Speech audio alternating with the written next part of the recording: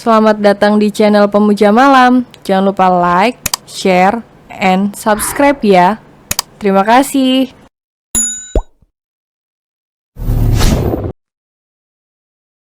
Episode 26, Suami Kejamku Jadi Bucin. Pram mendekati Ibu Priscilla dan menyayat kulit wajahnya dengan santai. Seolah mendapatkan mainan baru, Pram asyik dengan 3 manusia tersebut.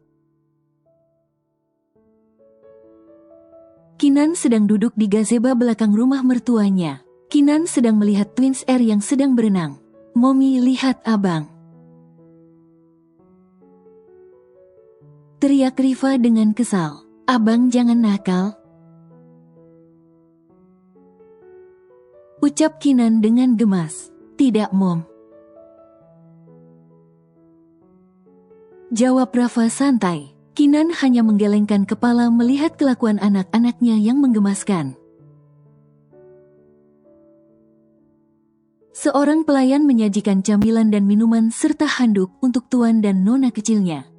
"Nona, ini makanannya," ucap pelayan tersebut. "Hidangkan saja ya, Bi. Jika nanti Mas Pram pulang beritahu saya," balas Kinan tersenyum. "Baik, Nona," ucap pelayan tersebut lalu pergi dari halaman belakang. Kinan memakan camilan yang sudah diresepkan oleh dokter pada para koki di mansion tersebut. Ia akan bertekad untuk sembuh secepatnya agar bisa mengandung kembali. Meski Kinan sudah mengikhlaskannya, tetapi ia masih merasa sedih bahkan kehilangan. Saputra dan istrinya melihat bagaimana Priscilla digilir oleh beberapa orang anak buah Pram dengan brutal. Setelah puas bermain, Pram menyuruh beberapa anak buahnya untuk memuaskan Priscilla dengan disaksikan oleh kedua orang tuanya. "Biadab kau, Pram!"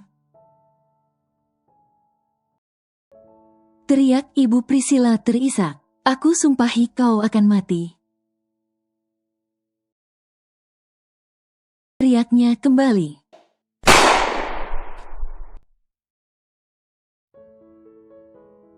Satu peluru menembus kepala Ibu Priscilla dan ia mati di tempat.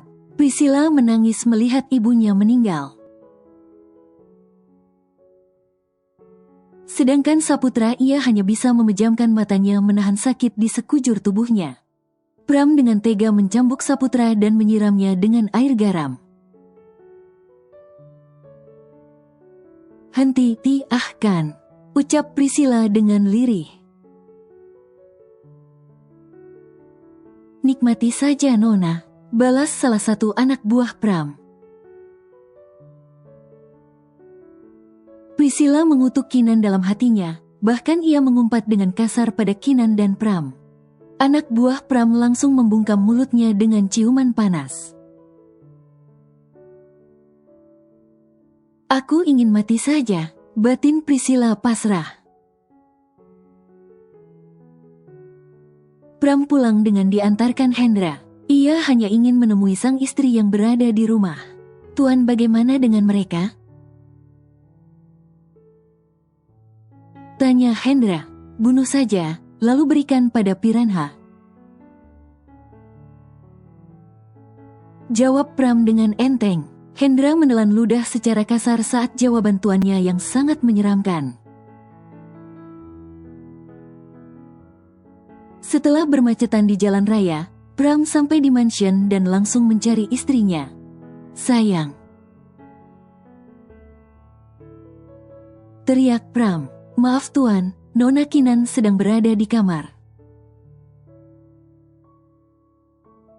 ucap salah satu pelayan. Balas Pram. Lalu Pram berlari ke atas untuk menemui sang pujaan hatinya.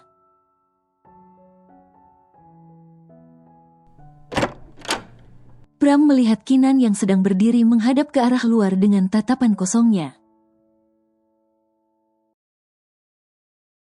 Pram langsung menghampiri dan memeluknya. "Mas," Ucap Kinan dengan kaget. Salah siapa malah bengong? Balas Pram yang masih memeluk Kinan. Kinan menikmati senja sore dengan kehangatan pelukan dari Pram. Ia langsung berbalik badan dan mengendus tubuh suaminya. Mas, kau dari mana? Kenapa tubuhmu bau amis darah? Tanya Kinan dengan menelisik. Membereskan hama sayang, jawab Pram santai. Jangan bilang kalau, ucap Kinan melotot. Tidak sayang, bukan aku yang membunuhnya. Anak buahku yang akan membunuhnya, aku hanya memberinya sedikit pelajaran. Potong Pram dengan cepat. Kinan membuang nafas secara kasar. Ia tidak bisa menghilangkan sifat jelek suaminya,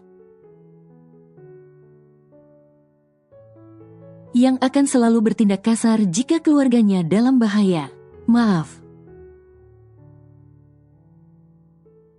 ucap Pram lirih. Tak apa, tapi aku mohon jangan lagi ya. Balas Kinan tersenyum lembut. Tapi jika ada yang akan melukai bahkan membuat keluargaku bahaya, aku tidak akan janji diam saja. Balas Pram tegas. Itu terserahmu saja karena niat kamu ingin melindungi keluarga. Ucap Kinan kembali memeluk Pram. Andai saja kau sudah boleh aku terkam, aku akan menerkammu sekarang juga. Ucap Pram dengan gemas. Lalu Kinan tertawa dan menggoda sang suami dengan mencium bahkan sampai membangunkan adik juniornya. Lalu Kinan pergi dari sana dengan tersenyum kemenangan. Hei, awas kau ya. Teriak Pram saat Kinan pergi dengan tertawa. Sabar ya junior, kita bersolo karir dahulu. Gumam Pram lalu masuk ke dalam kamar mandi. Kinan masuk ke dapur dan melihat sang mertua sedang memasak dengan dibantu pelayan. Mom, aku bantu ya, ucap Kinan mengagetkan Wulan.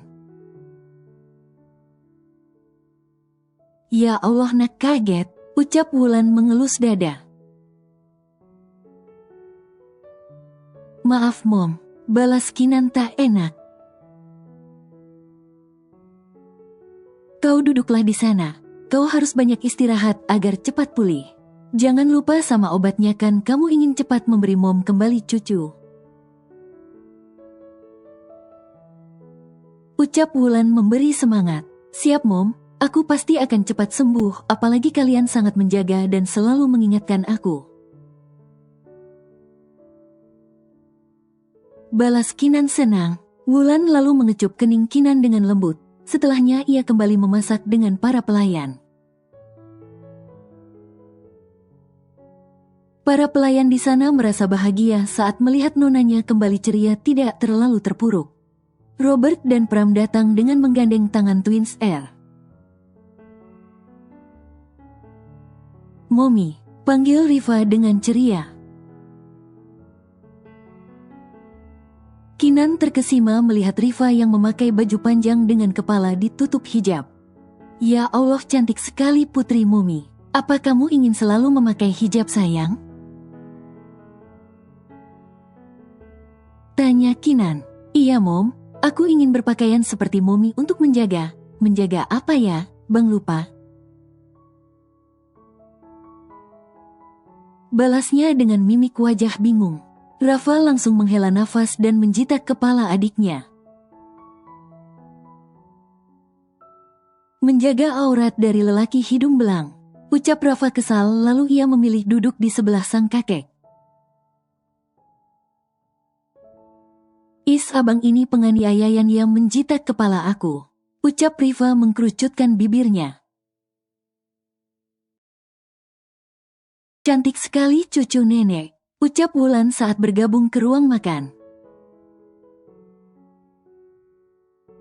Hehe, nenek bisa saja, balas Riva dengan tersenyum malu. Semua yang ada di sana kembali terkekeh melihat wajah malu Riva. Rafa berdecih lalu mengambil makanan. "Syirik aja abang," ucap Riva mengolok kembarannya. "Udah, ayo makan," ucap Pram. Mereka makan dengan lahap, apalagi Kinan yang harus memakan makanan yang sehat. Dengan telaten Wulan membuatkan makanan yang dianjurkan dokter. Bukan tidak percaya pada kokinya, tetapi soal kesehatan menantunya ia sendiri yang akan menjaminnya. Setelah selesai makan malam, mereka langsung berkumpul di ruang keluarga untuk sekedar mengobrol ringan. 1 bulan kemudian. Sudah 1 bulan lebih pasca masalah Bella. Kini mereka hidup dengan tenang dan damai. Kinan juga sudah membaik, tinggal memulihkan rahimnya saja. Twins R sudah aktif bersekolah kembali. Hari ke hari mereka makin aktif dan pintar. Bahkan sekarang Riva sudah tak membuka lagi hijabnya kalau bukan di dalam kamar. Hari ini Kinan akan pergi ke negara A untuk berobat. Nata dan Betran sudah datang untuk menemani sang cucu bersama dengan Wulan dan Robert. Sementara perusahaan akan dihandle oleh sang dedi dan mertuanya. Sedangkan Hendra ia akan ikut bersama Pram ke negara A tersebut. "Kalian sudah siap?" tanya Wulan. "Sudah Mom, Twins jangan menyusahkan nenek dan kakek ya. Kalian harus nurut sama mereka. Dan doakan Mommy agar cepat sehat," ucap Kinan memeluk Twins R. "Iya Mom, aku akan selalu mendoakan Mommy," balas Riva sendu. "Semuanya, aku pergi dulu, maaf merepotkan kalian dengan menitipkan Twins Mom, Bun," ucap Kinan lirih. "Jangan bersedih, nak. Kita tidak sama sekali direpotkan kok. Kamu jangan banyak pikiran ya agar cepat pulih," balas Wulan memeluk menantunya. Lalu Kinan memeluk Nata dengan erat, beralih ke arah para kakek. Mereka mengantarkan Kinan, Pram dan Hendra sampai ke bandara. "Hati-hati," ucap Robert melambaikan tangan. Twins menatap mominya dengan tersenyum. Mereka tak mau menangis agar sang momi tak kepikiran. Mereka ingin mominya cepat sembuh dan memberikan adik. Setelah pesawat yang membawa Kinan pergi, Betran mengajak mereka pulang tetapi akan lebih dulu ke mall untuk sekedar bermain. Riva sangat semangat saat mereka akan ke mall. Dia akan membeli banyak baju dan akan bermain dengan sepuasnya. Pesawat. Kinan duduk di sebelah Pram sedangkan Hendra ia memilih duduk di depan sendiri. Pram memeluk Kinan dengan erat. "Mas, apa aku akan sembuh?" tanya Kinan lirih. "Heh, kok ngomong begitu? Kamu pasti akan sembuh sayang, aku yakin itu," jawab Pram mencium gemas hidung Kinan. Kinan merebahkan kepalanya di dada bidang sang suami. Dengan senang hati Pram mengelus bahkan mencium pucuk kepala Kinan. "Mas, jika aku boleh mengandung lagi apa kau bahagia?" tanya Kinan dengan memainkan kancing ke meja Pram. "Aku akan lebih bahagia lagi jika kamu sembuh dan sehat seperti sedia kala. Dengan begitu kamu ingin hamil lagi ataupun tidak itu tidak akan jadi masalah. Yang terpenting kamu sehat," jawab Pram menikmati jemari lentik Kinan yang menggambar abstrak di dadanya. "Terima kasih, kau suami kejamku jadi bucin," ucap Kinan dengan terkekeh. "Maafkan aku yang dulu selalu menyiksamu, bahkan aku sampai tidak peduli saat kau hamil. Maafkan aku." Ucap Pram sendu. Aku sudah memaafkannya, Mas. Biar saja itu kenangan pahit yang akan menjadi masa lalu kita. Balas Kinan lembut. Terima kasih, kau adalah istri, sahabat, ibu, dan rumah bagiku dan anak-anak kita kelak. Ucap Pram. Lalu Pram mencium bibir Kinan dengan lembut. Mereka terus berciuman, bahkan Kinan sudah duduk di atas paha Pram. Hendra menghela nafas saat mendengar decapan di kursi belakangnya. Dia langsung memasang earphone agar tidak sakit telinga mendengar Tuan dan Nyonya. Pram menggendong Kinan ke dalam kamar pribadi di pesawat tersebut tanpa melepaskan pangkutannya. Pram sudah sangat merindukan Kinan karena ia harus berpuasa dan sekarang baru boleh melakukannya.